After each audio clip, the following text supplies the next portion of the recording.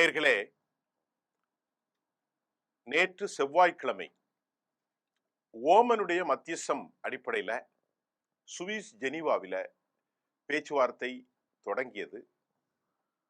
அந்த பேச்சுவார்த்தை என்ன நடந்தது, உண்மையிலே என்ன நடந்து கொண்டிருக்கிறது என்பதை ரொம்ப தீவிரமா, ஆழமா, புரிதலோடு என ஆயிரக்கணக்கான செய்திகளை நாம் கொடுத்து வருவதனால ஈரானுக்கும் அமெரிக்காவுக்கும் போர் நடக்கிறதா, நடக்க போகுகிறதா என்பதெல்லாம் நீங்க இந்த செய்தியில தெளிவா புரிஞ்சுக்கிடுவீங்கன்னு நான் நினைக்கிறேன். அப்பாஸ் அராக்ச்சி ஒரு பாசிட்டிவ் மூமெண்ட் என்று சொல்லியிருக்கிறார். ஸ்டீவ் விட்காஃபும் ஜெரி குஷ்னரும் இதில் பங்கு பெற்றார்கள்.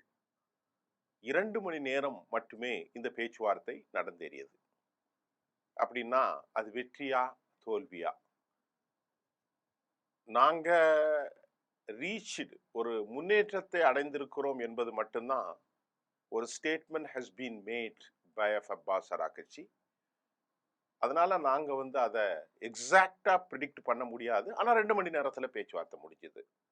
ஓமனும் வழக்கம் போல ஒரு பாசிட்டிவ் சிக்னல்ல சரி டைம் எடுத்துக்குங்க, யோசிச்சுக்குங்க அப்படின்ன மாதிரி சொல்லிட்டு கலைஞ்சிட்டாங்கன்னு அர்த்தம். அந்த பேச்சுவார்த்தை தோல்வியில் முடித்ததாகத்தான் நாம் அதை பார்க்க முடிகிறது. டைம்ஸ் தனது கருத்தில் தலைப்பே பேச்சுவார்த்தை தோல்வி என்றுதான் போட்டிருந்தார்கள். இதுக்கிடையில நிறைய விஷயத்தை நம்ம பார்க்க போறோம். ஆயத்துல்லா கமேனி நேற்று ஒரு ஸ்பெஷல் இன்டர்வியூ ஆங்கிலத்தில் கொடுத்திருந்தார். ரொம்ப பிரமாதமான ஆங்கிலம். அவர் என்ன சொல்றார், 47 வருஷங்களா அமெரிக்கா எங்களுக்கு ஏராளமான தொல்லை கொடுத்து வந்த அமெரிக்கா எந்த ஒரு நிலையிலும் எங்களை மிரட்டவோ எங்களை அழிக்கவோ அமெரிக்காவில் முடியாது என்றும், எங்களுடைய ஆயுத பலத்திற்கு குறுக்காகவோ நெடுக்காகவோ அவர்களால் நிலையாக இருக்க முடியாது என்றும், இந்த நிலையில்தான் அமெரிக்கா இருந்து வருவதாக உச்சபட்ச தலைவர் தெளிவா சொல்லியிருக்கிறார். நாங்க எந்த ஒரு நிலையிலும் அமெரிக்காவின் தாக்குதலை எதிர்கொள்ள தயாராக இருக்கிறோம். நிச்சயமாக வெளிப்படையாக அமெரிக்க இராணுவ தளங்களை முழுமையாக அழித்தொழிப்போம். அமெரிக்காவுடைய கப்பல்களை அழிக்கக்கூடிய ஆற்றலும் திறனாய்வும் எங்களுக்கு இருக்கின்றது என்றும் அவர் தெளிவாக கூறியிருக்கிறார். அமெரிக்காவுடைய இராணுவம் நிச்சயமாக வெளிப்படையாக அமெரிக்காவுடைய இராணுவ தளங்களை முழுமையாக தாக்கி அழிக்கும் நிலையில் எங்களுக்கு வல்லமை இருக்கிறது அப்படின்ட்டு அவருடைய பேச்சினுடைய தன்மையை நீங்கள் புரிந்து கொள்ளுங்கள். இன்னொரு விஷயத்தை அவர் சொல்றாரு என்னன்னா, அமெரிக்காவுடைய பிரசிடென்ட் டொனால்ட் ட்ரம்ப் கன்ஃபர்ஸ்ட் ஒப்புக்கொள்கிறார் அவருடைய இயலாமை என்றும் சொல்கிறார். யார் சொல்றா? ஆயத்துல்லா சையத் அலி கமேனி என்ன சொல்றாருன்னா, இங்க பாருங்க, அமெரிக்காவுடைய பிரசிடென்ட் 47 வருஷமா குடைச்சல் கொடுக்குறோம், நமக்கு குடைச்சல் கொடுக்குது அப்படின்னு அமெரிக்கா சொல்லியிருக்கு. அமெரிக்காவுடைய அதிபர் அப்பமே அவரே ஒப்புக்கொள்கிறார். யார் சொல்றா? அலி கமேனி சொல்கிறார். அவரே ஒப்புக்கொள்கிறார். இத்தனை ஆண்டுகளாகவும் நம்மை ஒன்றும் செய்ய முடியல, இயலாமை நிலையில அவங்க இருக்கிறாங்க, அவருக்கு நான் நன்றி செலுத்துறேன் அப்படின்ன மாதிரி கிண்டல் பண்றார். ஹிஸ் அ மாக்கிங். அப்போ அமெரிக்காவினுடைய பலகீனத்தை சுட்டி காட்ட தயங்கவில்லை. தைரியமாகவும் ஆழமாகவும் எல்லா நிலைகளையும் அமெரிக்க கப்பலை நாங்கள் மூழ்கச் செய்வோம் பாரசீகர்கள் என்றும் அவர் புகழாரம் சூட்டி கொண்டிருக்கிறார். ஏதோ இவ்வளவு தைரியத்திற்கு ஈரானுக்கு என்ன காரணம்? அமெரிக்காவின் அச்சத்திற்கு என்ன காரணம்? அமெரிக்கா ஏன் பதுங்கி கொண்டிருக்கிறது? இப்போ இந்த பேச்சுவார்த்தை நடக்கும் போதே ஹெர்முஸ் கடல்வழி கப்பல்கள் அந்த பகுதியில தாக்குதல் மற்றும் போர் பயிற்சியை ஈரான் துவங்கிட்டாங்க. அமெரிக்கா மிகப்பெரிய அளவிலான மிரட்டல்களை கப்பல்களை ஜெரால்டு ஆப்ரஹாம் லிங்கன் வந்தாலும் கப்பல்கள் மூலம் ஈரான் பகுதி முழுவதுமாக சுற்றி வளைத்திருக்கிற நிலையத்துல ஹெர்மூஸ் வளைகுடாவில் பகுதிகளை அடித்து அவர்கள் சுயாதீன பயிற்சிகளை மேற்கொள்ள ஆரம்பித்து விட்டார்கள். இப்ப நம்ம ஹெர்மூஸ்னா என்ன அப்படின்னு ஒரு பார்வை. ஏன் இந்த Hormuz is a critical global check பாயிண்டா இருக்கு அப்படின்னு நாம பார்க்கிறோம். த ஸ்ட்ரைட் ஆஃப் த ஹெர்மூஸ் ஒரு கிரிட்டிக்கல் குளோபல் செக் பாயிண்ட். அதுக்கு காரணம் கொஞ்சம் ரஃபா பார்த்தீங்கன்னாலும் 20 to 25% உலகத்தினுடைய டெய்லி ஆயில் சப்ளை அப்ராக்சிமேட்லி நீங்க சொன்னீங்கன்னா 20 மில்லியன் பேரல், 2 கோடிக்கு மேற்பட்ட பேரல் எப்படி போகுதுன்னா பாசிங் த்ரோ திஸ் 33 கிலோமீட்டர் இதன் வழிவாகத்தான் அந்த ஏரியாவில் போகிறது. இப்போ ஈரான் வந்து ரஃப்லி 3.3, அதாவது என்ன சொல்றது, 33 லட்சம் பேரல் ஒரு நாளைக்கு. அதாவது அதோடைய எக்ஸ்போர்ட் எவ்வளோன்னு சொன்னா 17 லட்சத்திலிருந்து 20 லட்சம் பேரல்கள். இந்த மோஸ்ட்லி எங்க அனுப்புறாங்கன்னா ஏசியன் மார்க்கெட்டுக்கு மட்டும்தான் ஈரானுக்கு இருந்து போகுது. அது அல்லாம இந்த ஸ்ட்ராட்டஜிக் இம்பார்ட்டன்ஸ் ஏன் அப்படின்னு பார்த்தா போர்க்களத்தில் இந்த ஹெர்மூஸுடைய இம்பார்ட்டன்ட் என்னன்னா, இது வந்து இந்த ஹெர்மூஸ் வந்து கனெக்ட் டு பெர்ஷியன் கல்ஃப், அந்த கடல் பகுதிக்கும் கல்ஃப் ஆஃப் ஓமன் அதற்கும் வழியாகத்தான் அதிகப்படியான ஆயில் எக்ஸ்போர்ட் போகுது. எங்கெல்லாம் போகுது? ஈரானிலிருந்து ஈராக்கு, குவைத், கத்தர் அண்ட் தி யுனைடெட் அரபு எமிரேட்ஸ். இங்க வந்து அவங்க ரொம்ப அச்சப்படுறாங்க, யுஏஇ வரைக்கும்னா இதுதான் காரணம். அடுத்து நம்ம என்ன பார்க்கணும்னா ஜியோபொலிட்டிக்கல் ரிஸ்க் என்னன்னா, உலக ரீதியான ரிஸ்க் என்னன்னா, ஒரு நாளைக்கு 2 கோடி 25% நின்று போச்சுன்னா காலி.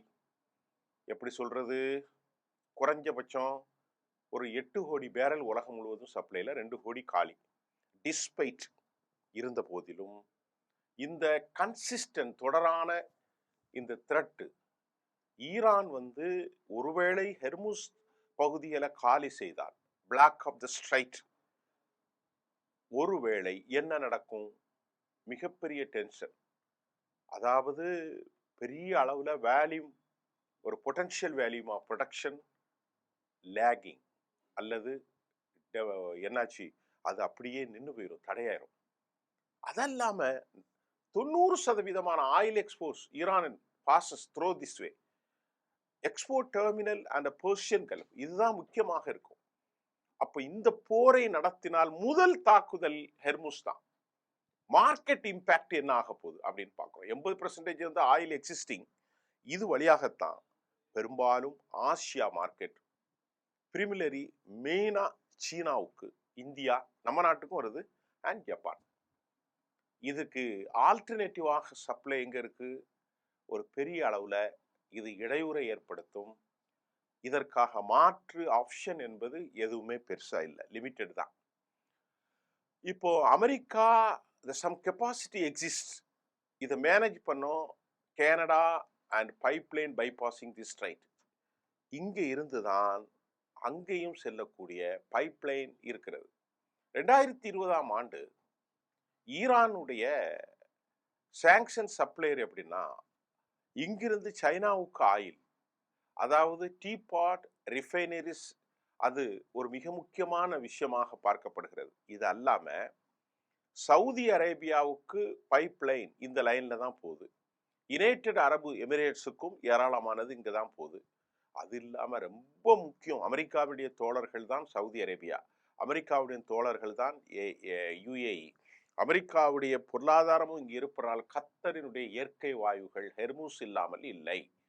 நீண்ட கடல் 100 கிலோமீட்டர் என்றாலும் இந்த 33 கிலோமீட்டர் ஸ்வாலவ், சில இடங்கள்ல வந்து ஆழம் குறைந்தது, 8 கிலோமீட்டர் ஆழம் அதிகமானது. இதுல இல்லாம உலகத்துல எதுவுமே.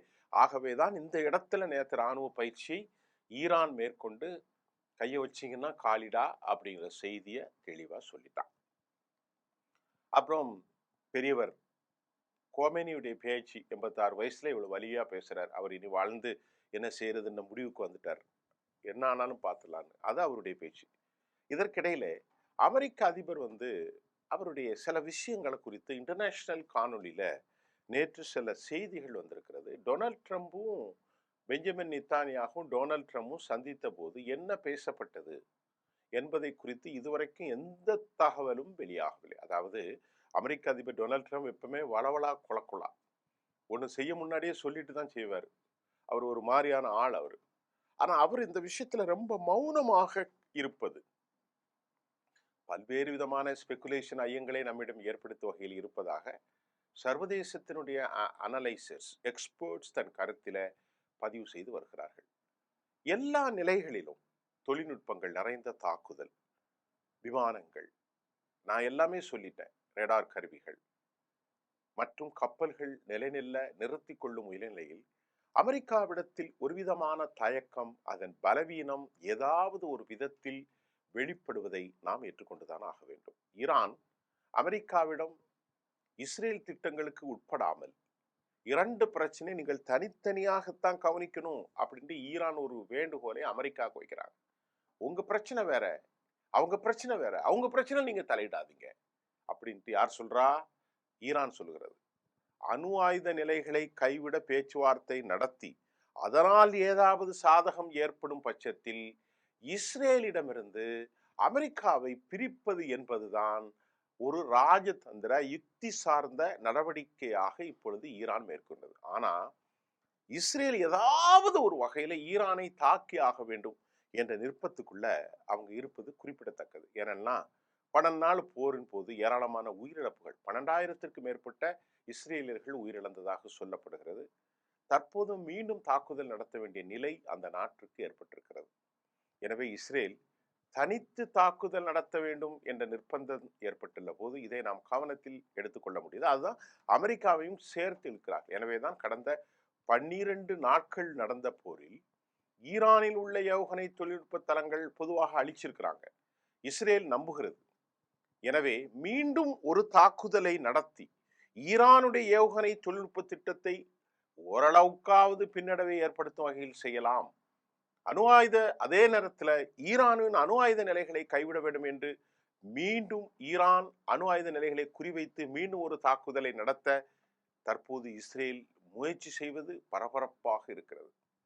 இதுக்கிடையில இஸ்ரேலிடம் என்ன இருக்குன்னா, ஜெரிகோ 1-2, ஜெரிகோ 2, ஜெரிகோ 3 ஒரு மிக முக்கியமான டைம் ஏவுகணைகள் இருக்கிறது. அது அவ்வளவு குறைச்சி நம்ம பதிப்பீடு செய்ய முடியாது. இஸ்ரேல்கிட்ட என்ன இருக்குன்னா 300 - 400 குண்டுகள் இருக்கிறது, அணுகுண்டுகள். இதெல்லாம் பத்தி IAEA, இன்டர்நேஷனல் ஆட்டோமிக் எனர்ஜி, எதுவுமே நத்திங் எதுவுமே அவங்க சொல்லல. அப்ப அவங்களுக்கு ஒரு கண்ணில் வெண்ணெய் மற்றொரு கண்ணில் சுண்ணாம்பு நிலை தான் இருக்கு. 400 குண்டு வச்சிருக்கிறவனை பத்தி பேசல, 65-60% என்ரீச் பண்ணப்பட்ட செறிவூட்டப்பட்டதை மட்டும் பேசுகிறார்கள். இவங்க பாலிசி என்ன என்றால் அதாவது அமெரிக்காவின் பாலிசி, அதே போன்று யூரோப்பியனின் பாலிசி, யூதர்களின் பாலிசி, உலகத்திலே இவர்கள் நல்லவர்கள், ஆனால் எங்களிடம் இருந்தால் அது பால், அதே பொருள் மற்றவர்கள் இருந்தால் விஷம். என்ன கருத்து? இதற்கெல்லாம் காரணம் அரபுகள் தான். அரபுகள் இதை சுட்டி காட்ட தயக்கம். ஈரானுக்கு வல்லமையாக அவர்கள் நின்னால் அமெரிக்கா ஓடிவிடும். இஸ்ரேலை கண்டு அமெரிக்காவுக்கு எந்த பயமும் இல்லை. அவன் கொடுக்கிற பணத்துல தான் பண்றான். நியாயமாக சவுதி அரேபியா நிற்பதில்லை, யுனைடெட் அரபு எமிரேட்ஸில் நிற்பதில்லை, எகிப்து, கத்தார் எவனுமே நிற்பதில்லை. எல்லோரும் அமெரிக்காவுடைய அடிவருடிகளாக இருக்கிற தான் அவர்களிடத்திலே 300 குண்டுகள் இருப்பதை குறித்து international atomic energy agency is going to be mute mode. All European had made of conspiracy against Iran. அப்ப இது ஒரு discrimination, the disparity among the nations, நாடுகளுக்கிடையே ஒரு பெரிய அநியாயம், ஒரு பெரிய சமமின்மை. இதுக்கிடையில ஓமனுடைய இந்த பேச்சு, the good progress made nuclear talks in Geneva அப்படின்னு அவங்க சொல்லிட்டாங்க. அவங்க நிறைய சொல்லியிருக்கிறாங்க. அது அல் ஜசீரால வந்த ஒரு செய்தி தான். We are hopeful that the negotiation will lead to the sustainable and the negotiated solution which can serve the interest of the relevant parties and the border region அப்படின்ட்டு எப்பவும் சொல்றது அப்பாஸ் ராராகச்சின்னு சொல்லியிருக்கிறாரு. இன்னைக்கு ஒரு மறைமுகமான நெகோசியேஷன் IRGCக்கும் ஈரான் அண்ட் யுனைடெட் ஸ்டேட்ஸ் அமெரிக்காவுக்கும் ஜெனீவாவில் நடந்திருக்கிறது. ஒரு good progress towards identifying common goals, ஒரு பொது நோக்கத்தை நோக்கி பயணிக்கிறது, அந்த ரெலவென்ட் டெக்னிக்கல் இஷ்யூஸ் அப்படிங்கிற செய்தியும் அவர்கள் பாசிட்டிவாக போட்டிருக்கிறார்கள். Relevant technical issues. இந்த நிலையில இந்த மீட்டிங்ல சமமாக இப்படி பேசினாலும் கோல்கள் எதுவும் அச்சீவ் பண்ணப்படலை. அதுதான் முக்கியமான விஷயம். ஜெனீவாவில் 2வது சுற்று அணுசக்தி பேச்சுவார்த்தைகள் முடிவடைந்த பின்பு அமெரிக்காவுடன் ஒரு ஒப்பந்தத்திற்கான பாதை தொடங்கி உள்ளது என்றும் ஈரானுடைய வெளிவிவகாரத்துறை அமைச்சர் பாசிட்டிவா சொல்லியிருக்கார். ஆனா அது உண்மை கிடையாது.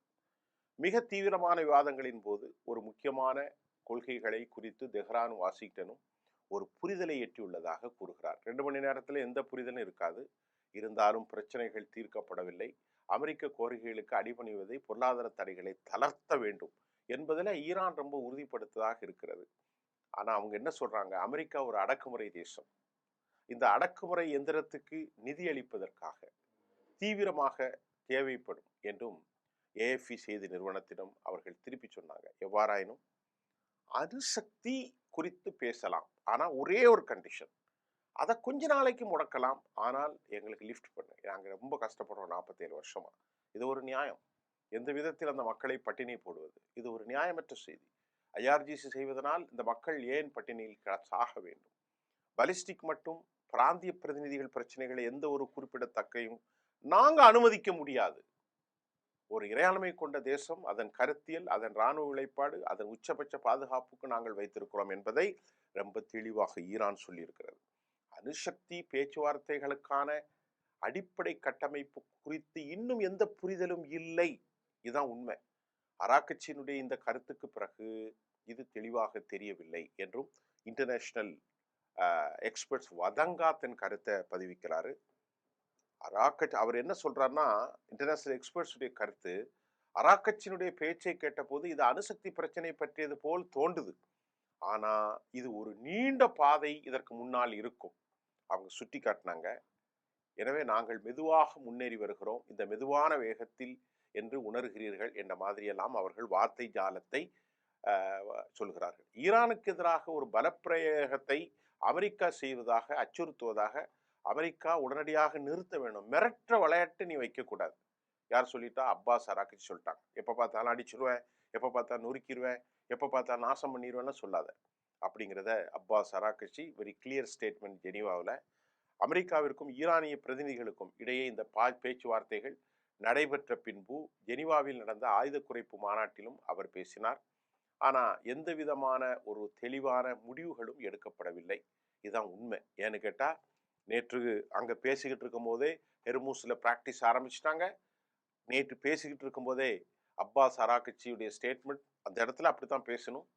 நேற்று பேசிக்கிட்டு இருக்கும் போதே உச்சபட்ச தலைவர் சையத் அலி காமெனி, அமெரிக்காவுக்கு சரியான பாடம் புகட்டுவோம், அமெரிக்காவினுடைய ஆயுதங்களை மௌனிக்க செய்வோம், அமெரிக்காவுடைய கப்பல்களை ஆழத்தில் புதைப்போம், அமெரிக்காவுடைய என்ன செய்வது, அமெரிக்காவுடைய தோல்வி அவர்கள் ஒப்புக்கொண்டார்கள், அவர்களுக்கு நான் நன்றி சொல்கிறேன். 47 வருஷமா ஐஆர்ஜிசியும் எமது இஸ்லாமிய புரட்சிகர முன்னணியும் ஒன்றும் செய்ய முடியாது என்று சவால் விட்டிருக்கிறார். அமெரிக்காவுக்கு விற்கவும் முடியவில்லை, விழுங்கவும் முடியவில்லை, கக்கவும் முடியவில்லை, வெளியே தள்ளவும் முடியாது, விழுங்கவும் முடியாமல் இரண்டுக்கும் மத்தியில் தாங்களே ஒரு பெரிய ஆயுத தளவாடிகளின் தலைவர்களாக அவர்கள் காட்டிக் கொள்கிறார்கள். அமெரிக்கா பயப்படுவதற்கு காரணம் ஈரானிடத்தில் அவர்கள் அச்சப்படுகிற மாதிரி ஏதாவது ஒன்று இருக்கிறது.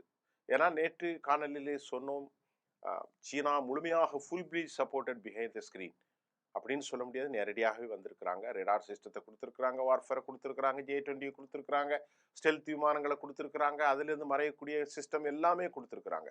27 கண்டெய்னர்களில், அதாவது கார்கோ விமானங்களில் வந்து இறங்கியிருக்கிறாங்க. இதெல்லாம் ரொம்ப கவனிச்சும் நீண்டகால போருக்கு பின்பு உள்ளே என்று ஆக முடியாது. வென்றியானா அமெரிக்கா இராணுவம் காலி. இதை உணர்ந்தும் அமெரிக்காவில் ஏற்பட்டிருக்கக்கூடிய இன்ஃப்ளேஷன், ரெசஷன், உள்நாட்டுடைய டிஸ்டன்ட் வாய்ஸ், மக்களுக்கிடையே பொலிட்டிக்கல் நெருக்கடி, இதையெல்லாம் பார்த்து இஸ்ரேல் இந்த அளவுக்கு தூபம் போட்டு இழுத்து நீனு யூதன் நானு யூதன் இந்த மாதிரி பேசுறாங்க. இது நடக்கத்தான் போகிறது. ஆனால் போர் எப்போது நடக்கும்? பொறுத்திருந்து பார்ப்போம். நன்றி.